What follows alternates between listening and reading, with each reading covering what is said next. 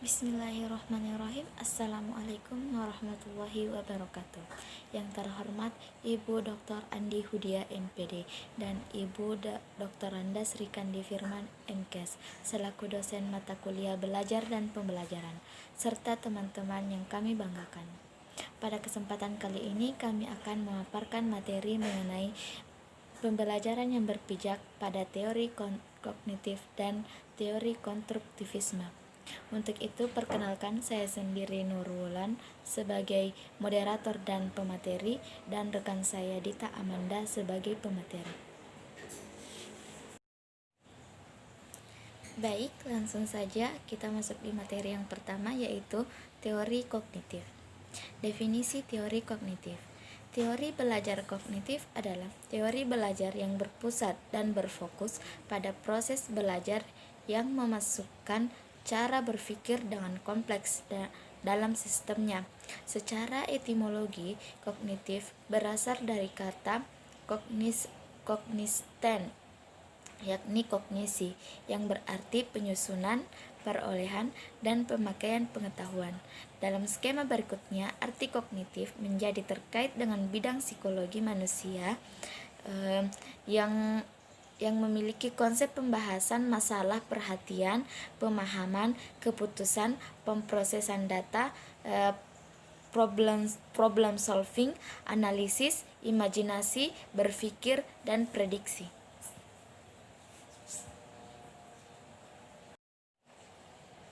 Selanjutnya, prinsip-prinsip teori belajar kognitif. Yang pertama yaitu aktivitas belajar merupakan perubahan pada sistem mental individu. Yang kedua, belajar merupakan aktivitas untuk menguasai materi dan catatan. Ketiga, langkah-langkah atau proses dalam belajar lebih esensial daripada hasil.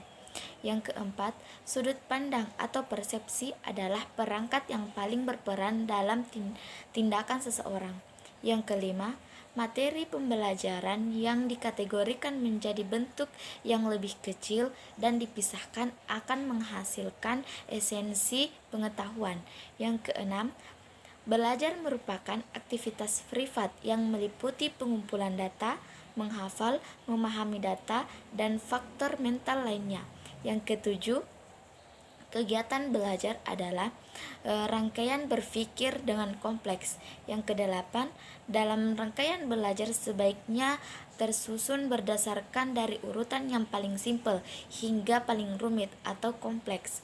Yang kesembilan, hal paling esensial dalam pembelajaran adalah pada keaktifan siswa.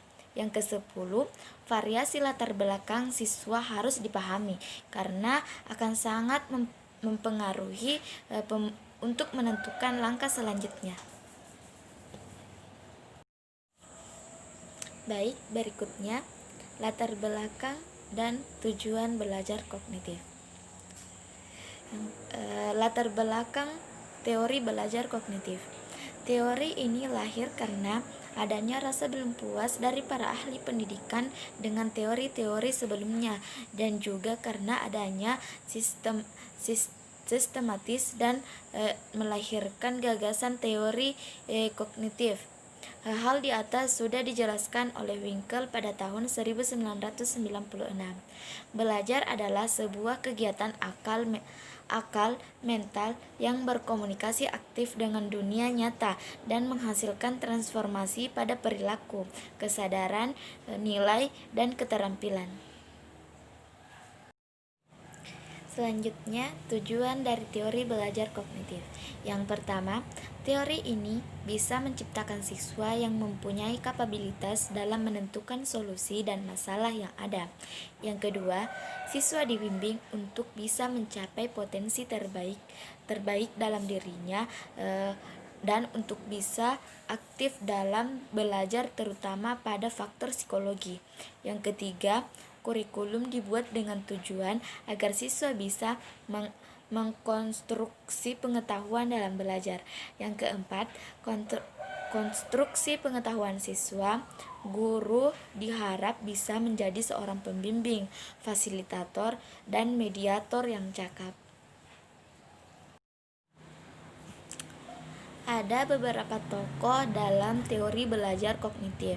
Yang pertama, Max Weber pada tahun 1980 sampai 1943, Kurkovka tahun 1986 sampai tahun 1941, dan Wolfgang Kohler pada tahun 1887 sampai 1967.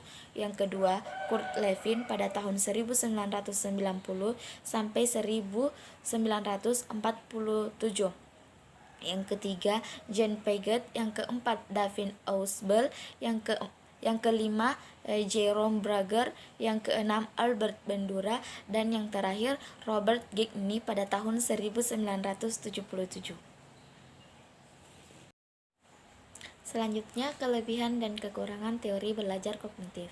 Kelebihan yang pertama, aktivitas dalam belajar akan lebih mandiri dan inovatif. Yang kedua, teori belajar kognitif bisa membuat siswa menguasai bahan belajar dengan mudah. Ini karena adanya sistem yang ada pada teori kognitif mengajarkan siswa untuk lebih aktif dalam pelaksanaan proses pembelajaran. Berikutnya, kelemahan teori belajar kognitif. Yang pertama, tidak bisa diaplikasikan di semua jenjang pendidikan. Yang kedua, membutuhkan tenaga ekstra bila dilaksanakan pada tingkat atas. Dan yang terakhir yaitu teori mengenai inteligensi masih belum rampung dibahas oleh para ahli. Baik, selanjutnya kita akan beralih ke teori konstruktivisme. Nah, apa yang dimaksud dengan teori konstruktivisme? Teori konstruktivisme itu didefinisikan sebagai pembelajaran yang bersifat generatif,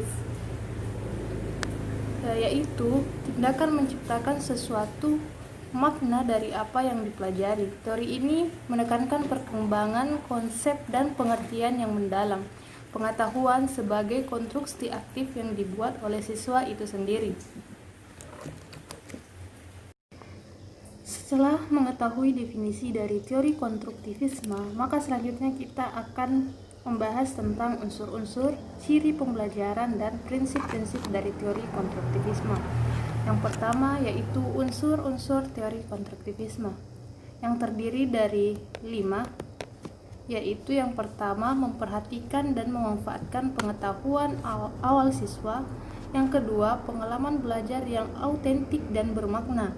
Yang ketiga, adanya lingkungan sosial yang kondusif. Yang keempat, adanya dorongan agar siswa tersebut mandiri. Dan yang terakhir yaitu adanya usaha untuk mengenalkan siswa tentang dunia ilmiah. Nah, selanjutnya yaitu ciri pembelajaran dari teori konstruktivisme itu sendiri. Yang pertama yaitu memberi peluang kepada murid membina pengetahuan baru melalui penglibatan dalam dunia yang sebenarnya. Yang kedua yaitu menggalakkan ide yang dimulai dari murid dan menggunakannya sebagai panduan untuk merancang pembelajaran. Yang ketiga yakni menyokong pembelajaran secara kooperatif, mengambil sikap dan pembawaan murid. Yang keempat yaitu mengambil pendapatan dari kajian bagaimana murid belajar suatu ide. Yang kelima yaitu menggalakkan dan menerima daya usaha serta autonomi murid. Yang keenam, menggalakkan murid bertanya dan berdialog dengan murid dan guru.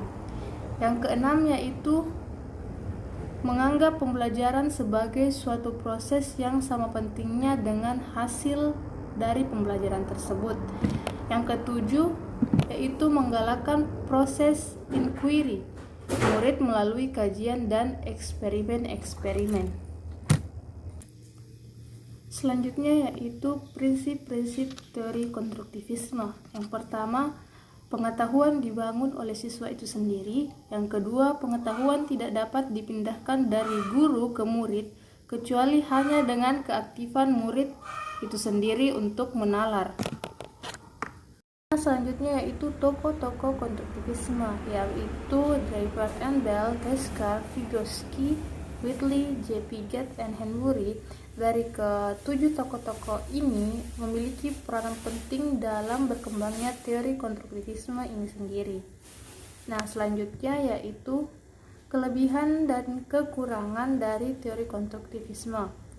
Kelebihannya yaitu dalam proses berpikir, pembelajaran dalam teori konstruktivisme ini akan tercipta pengetahuan baru dan di situ murid akan berpikir untuk menyelesaikan masalah yang dihadapi, memikirkan ide dan kemudian membuat keputusan.